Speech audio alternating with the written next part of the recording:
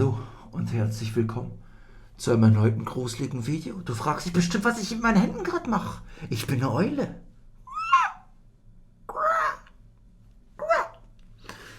Mein Lieber, du hast dich mal wieder dazu entschieden, ein hoffnungsloses Video anzuklicken. Es wird heute mal wieder ernst, mein Süßer. Und zwar, lieber Chat, machen wir uns wieder auf einen Abenteuertrip in die Weiten des Internets. Neue Folge, brandneue Folge von 8 Most Disturbing Things Caught on Dashcam. Übersetzt heißt das Ganze, die 8 verstörendsten Dinge, die auf einer Dashcam aufgezeichnet wurden, sehen wir jetzt gleich. Ich bin sehr gespannt, was für verrückte Sachen wir sehen werden in diesem Video. Mein Name ist Mojizzy und falls ihr diesen Kanal noch nicht abonniert habt, dann tut das jetzt, um keine weiteren Reaktionen mehr zu verpassen. Also, wir sind drin im Video, es geht los, lehnt euch zurück, Kiddies. This dashcam footage was captured in the early morning hours of May 2nd, 2023 in Browns Plains, Australia. In it, a white car can be seen traveling through a series of roundabouts before continuing on a straight road. Everything seems calm at Okay, hier schon mal ein Typ gewesen rechts, habe ich beobachtet. first, but just 10 seconds into the video, something pretty messed up was caught by the driver's dashcam.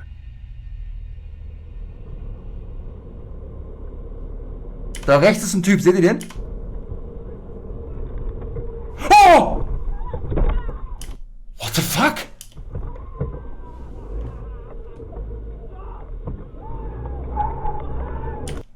What the fuck? Versicherungsbetrug. Den kennen wir vielleicht schon. Kennen wir den Chat? Wir haben mal was geguckt, wo auch sowas gemacht wurde. Ich weiß nicht, ob es der gleiche Clip war. Digga, what the fuck? Also sie wollte natürlich ganz klar Versicherungsbetrug machen. Die wollte so tun, als hätte er sie angefahren. Und der macht alles der richtige, Chat. Bumm, Kickdown rein da.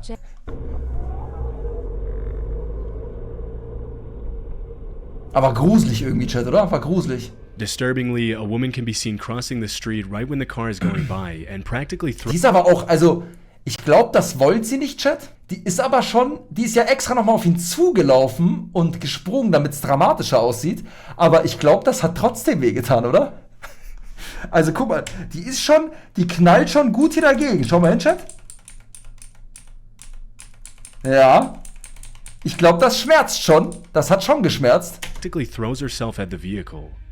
A couple of seconds later, a man rushes towards the alleged victim and tries to get the driver to stop, though the driver had the common sense to drive away as fast as possible. Had the driver been distracted or shocked by the incident, he might have made the mistake of stopping and getting out to see if the victim was okay. Aber wie verloren musst du sein, Chat, um sowas zu machen?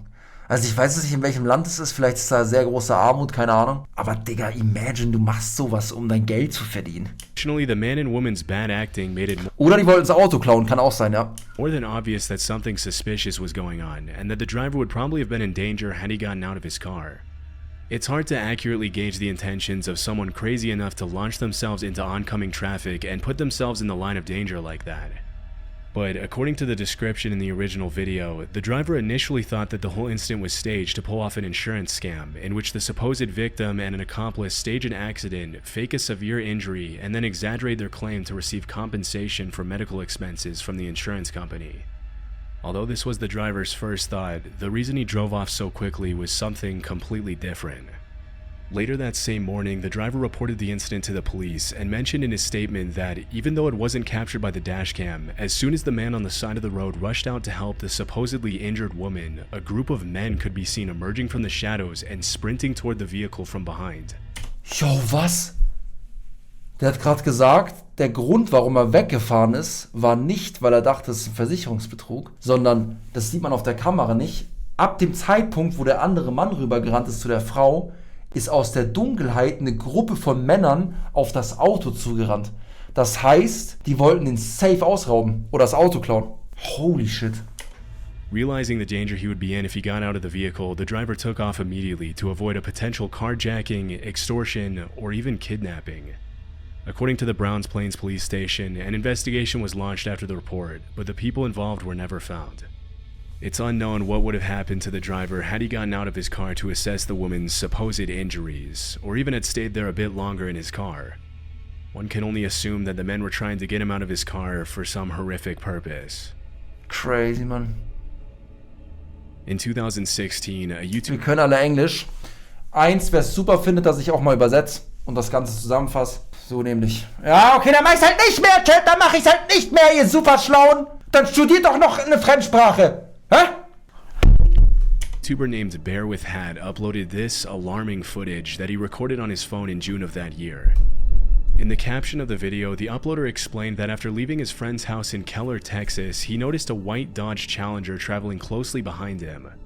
Suspecting that he was being followed, he pretended to enter the I-35 highway but swerved onto a service road at the last second.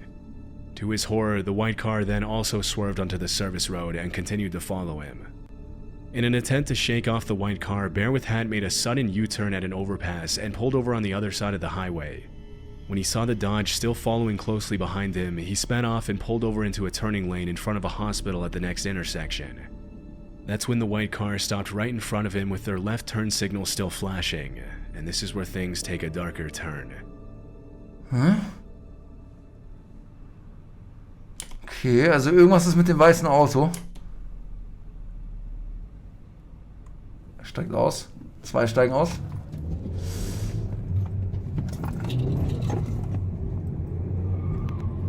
What the fuck? Der fährt ihm immer noch nach.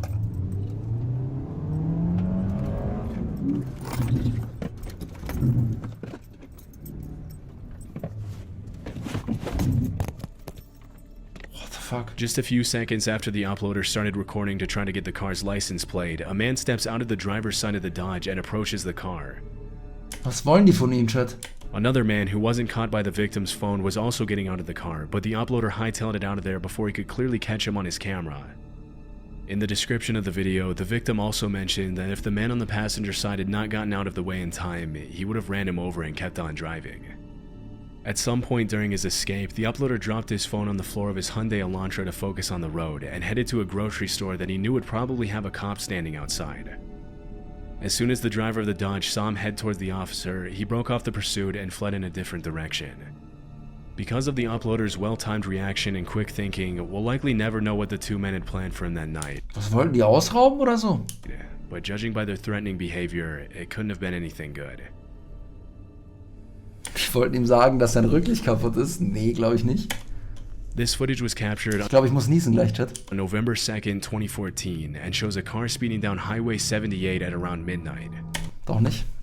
Den ganzen werde ich jetzt nachhelfen.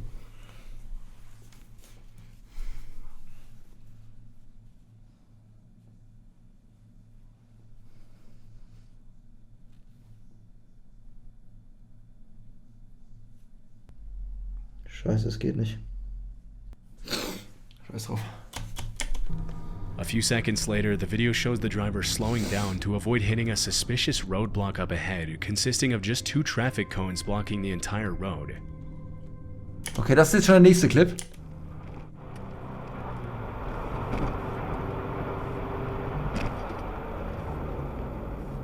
What the fuck?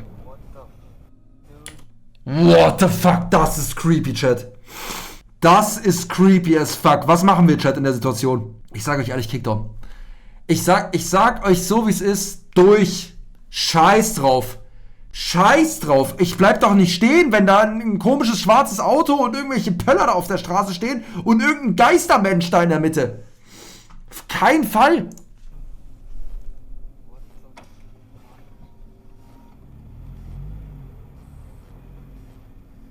As the driver brings his car to a stop, his headlights eerily catch the lower half of a man's body walking suspiciously towards his vehicle.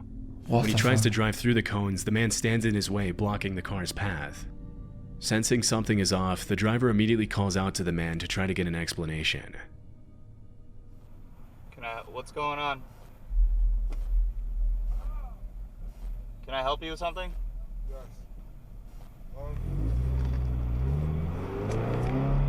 Alles richtig gemacht, Chat. Alles richtig gemacht, dass der jetzt weiterfährt. It probably wasn't the best idea to engage with a man who put cones Ich hätte da gar nicht mit dem gequatscht, Chat. Ich werde direkt durch. in the middle of the highway. But then again, they could have been there for any number of reasons. In the caption of the video, the uploader mentioned that as soon as he asked him if he needed help, he saw the man reach into his pocket, and that's when the driver decided to play.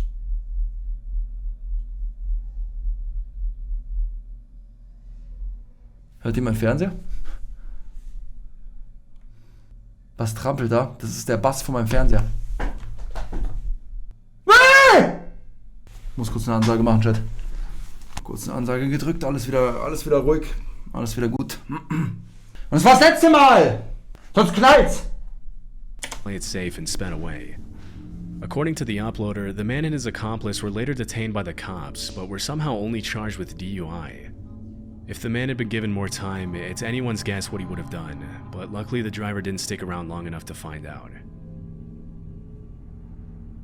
This extremely disturbing incident took place at about 7 a.m. on May 18th, 2021 in West Pensacola, Also der Clip von gerade war gruselig, Chat, sei ehrlich. Florida.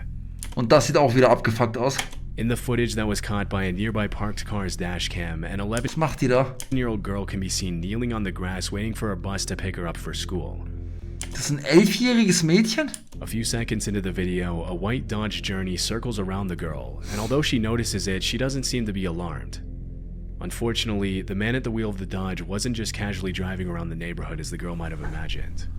Just a minute and a half later, the same white car pulled over at the edge of the roundabout, with the driver completely oblivious to the fact that his license plates were being recorded.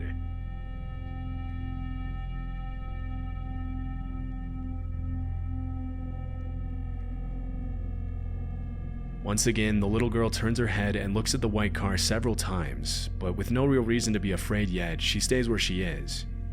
Was ist das dann aber auch für eine Bushaltestelle da, Chat? That's when the driver gets out of the car and does the unthinkable. Yo. Yo. Yo. Yo. Yo.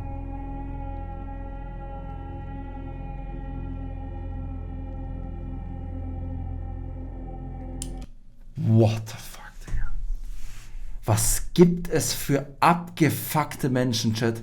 Wer fährt denn da rum und sieht ein kleines Mädchen und denkt sich so, ja, du, gut, bleib ich jetzt mal stehen und versuch die zu entführen. WTF?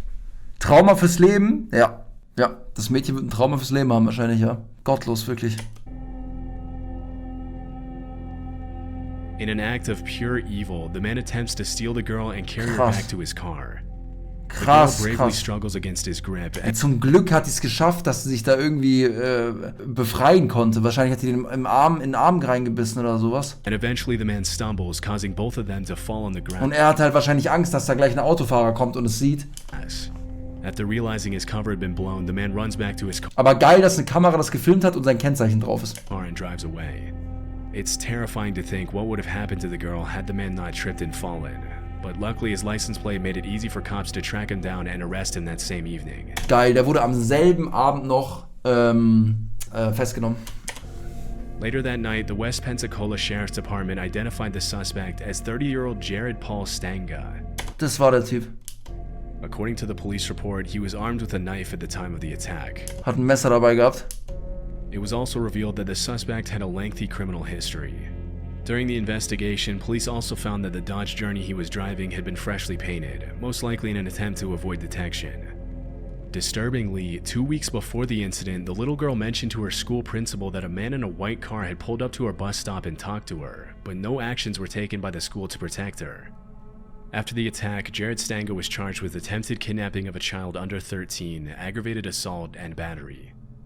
Luckily, the girl was reported safe, though obviously pretty shaken up by the events she went through that morning. Krass. Also der ist ein paar Wochen oder Tage davor schon zu einem anderen 11-jährigen Mädchen gefahren und hat ja da Bushaltestelle angequatscht.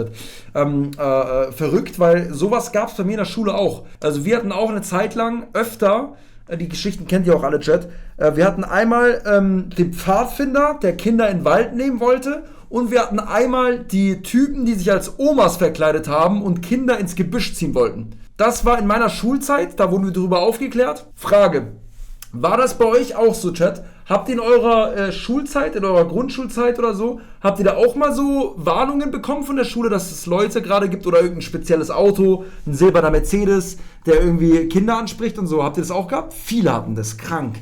Heftig, Chat. Heftig. Mhm. Es gab die Gerüchte, ja, also bei uns haben die das ganz klar angesprochen, Chat, auch mit, ich glaube, das war ein silberner Mercedes, auch mit Auto und so und dass man sich da aufpassen muss, die Eltern wurden informiert.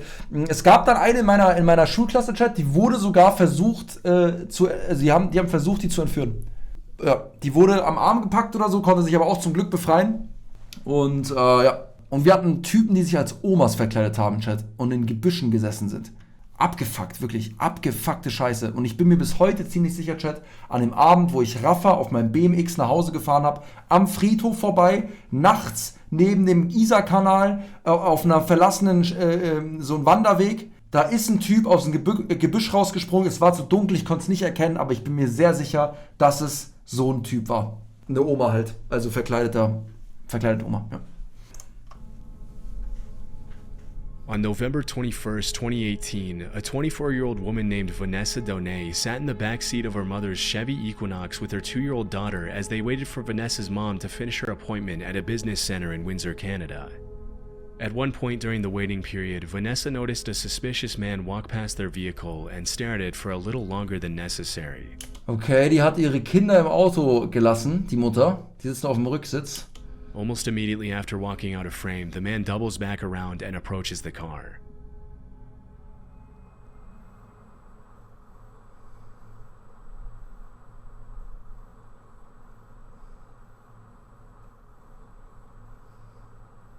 Oh nein.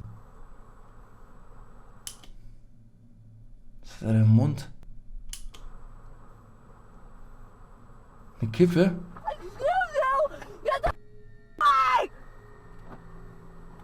Hat er die Tür aufgerissen? With an alarmingly casual demeanor, he then enters the Chevy through the unlocked passenger door where he finds Vanessa and her daughter sitting in the back seat. Was gibt es für abgefuckte Menschen, Chat? Was soll denn so ein Scheiß? Understandably terrified, Vanessa can be heard screaming at the man. Although the rest of the incident wasn't caught on camera, Vanessa reported that as soon as the man saw her, he gave her a disturbing smile, shut the door, and took off in his black pickup truck. After she reported the incident to the cops and posted the video on Facebook, some viewers theorized that the man had maybe just seen Vanessa's daughter, and thinking she was alone, he thought he could steal her. However, others thought he didn't see anybody and was just trying to steal the car.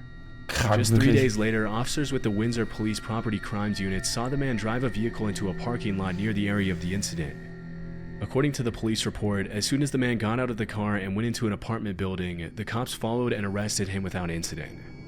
The man was immediately identified as 38-year-old Corey Oikel, and as it was later revealed, the vehicle he was found with was stolen, supporting the idea that he was only trying to steal Vanessa's car and not her daughter. Der wollte nur das Auto klauen, Chat. Inside his car, the cops also found several stolen items from his previous car thefts, along with a bunch of random receipts that indicated the man had made fraudulent transactions using stolen property. As per the court documents that were released a couple of months later, the incident with Vanessa wasn't exactly Corey's first rodeo. After the cops were able to connect him with several other similar incidents from earlier that year, Corey was charged with 4 counts of possession of stolen property, 3 counts of theft, 2 counts of assault, uttering threats, attempted theft of a motor vehicle, theft of mail, and fraud. Fortunately, Vanessa was smart enough to scare him away by screaming before he could do anything even more messed up than his previous crimes. Ach, klassischer Nachmittag in Amerika. This next footage was captured in 2017 in Thailand. So, Thailand?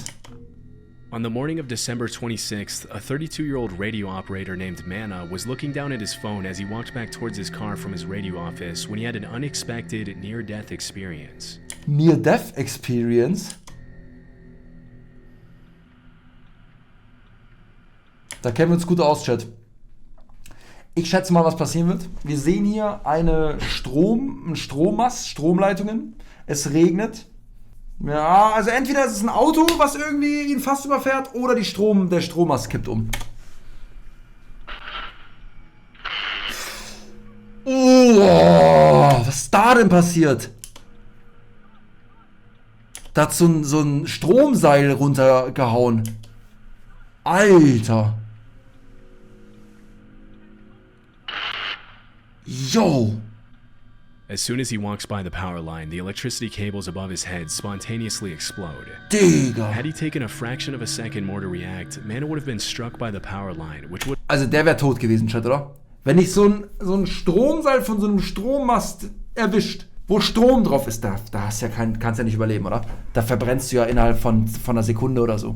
Ja, krass. Sehr Glück gehabt, wirklich großes Glück gehabt.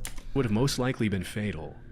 As he later revealed in an interview, the explosion was caused by an electrical fault due to overheating, which melted the nearby wires. At the time of the incident, the city had seen some pretty heavy rain, which only made things worse. According to sources close to the victim, some cities in Thailand are known for notoriously dangerous overhead cables that litter the streets and pose a significant risk to those who find themselves walking under them at the wrong time. Luckily, Mano was able to walk away unharmed, but the incident obviously raises a huge red flag to how electricity is structured in some of these cities. Crazy. On July 23rd, 2023, a woman's dashcam captured a particularly disturbing incident in Oakland. The footage follows the woman driving down Skyline Boulevard behind a white Dodge Charger. Sieht super schön aus. The poor video quality could be due to the woman's dashcam or to a possible compression when the video is transferred to desktop, but regardless, this is the quality of the original video. Aside from the woman's car and the white Charger, there are no other cars in sight. Out of nowhere, the Dodge suddenly slows down in the middle of the road and stops at an angle, blocking the woman's path.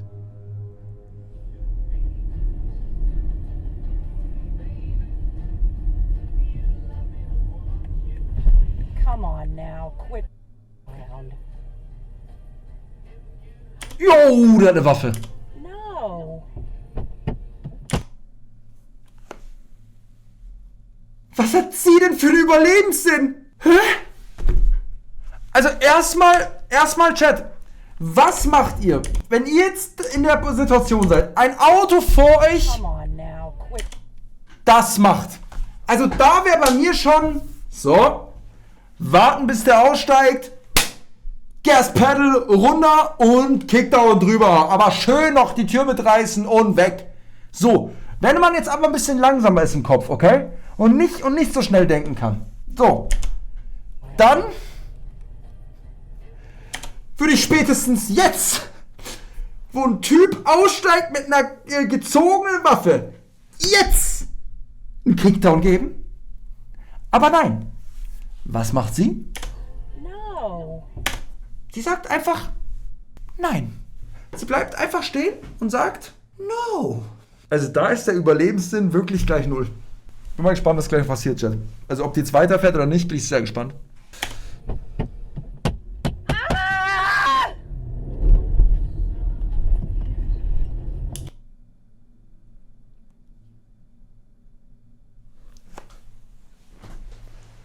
Digga, das soll mir noch mal einer sagen, Männer und Frauen sind gleich. Ich weiß, es ist ein heikles Thema, Chat. Es ist ein heikles Thema, Digga. Aber Bruder, what the fuck? Das war ja eine, also... Aber sie hat's geschafft. GG in den Chat. GG in den Chat. Sie ist davon gekommen. Also hat sie ja nicht alles richtig gemacht, aber sie ist davon gekommen. Zumindest bis jetzt.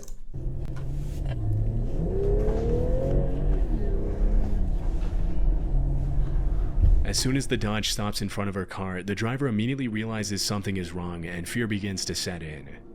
Unfortunately, nothing could have prepared her for what she was about to experience. Aber krass, wie lange die gebraucht hat. After getting out of their vehicle, the two men rush at the woman's car and one Gut, die war wahrscheinlich sehr überfordert, Chat. of them begins banging on the window to make her get out. Although she panics and screams, the driver remains level-headed enough to step on the gas and drive away. Fortunately, she was not followed and made it home safely. Okay, die haben sie nicht verfolgt, das heißt, sie ist weggekommen. Sehr gut. In a later interview, the woman, who chose to remain anonymous, said that she had been driving that route for 38 years and had never been the victim of a carjacking until then.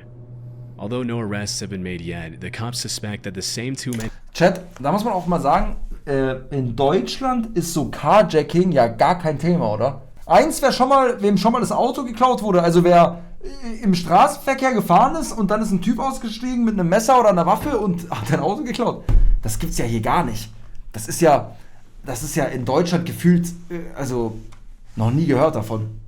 Ja. who attacked the woman may be linked Die wurde der Pitbike geklaut.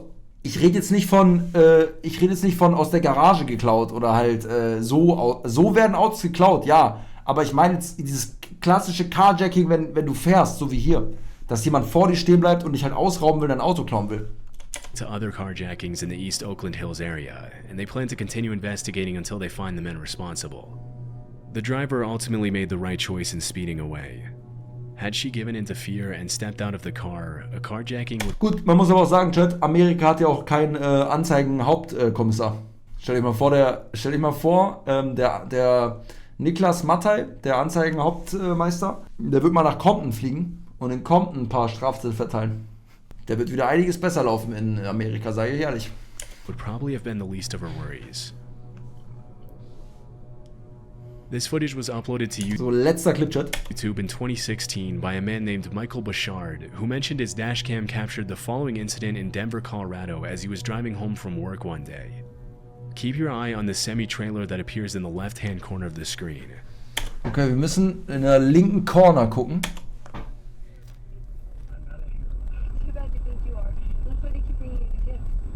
Links.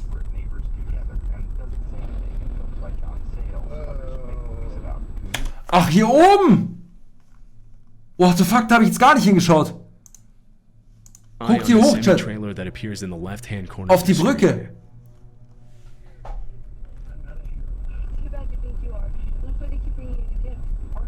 Hier oben auf der Brücke jetzt. Yo! Der ist umgekippt. Yo! Yo! As the semi travels through the overpass, the driver approaches the curve a bit too fast, causing the truck to tip over and nearly fly off the overpass from Interstate 70 to I-25. Krass, stell dich mal vor, der wäre da runtergefallen.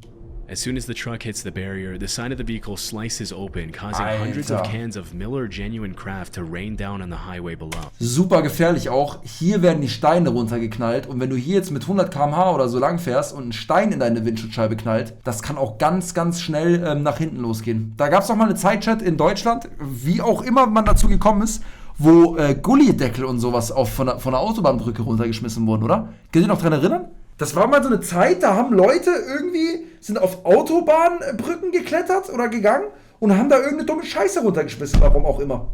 Steine, Autobahn, Gullis, Gullideckel, Holzbalken und so, ja, richtig abgefuckt. Baumstümpfe, ja, krank. Das kann sehr schnell ins Auge gehen. After the incident, traffic was backed up for miles on both highways as the truck was towed and cleanup crews removed the beer that had fallen on the northbound lanes.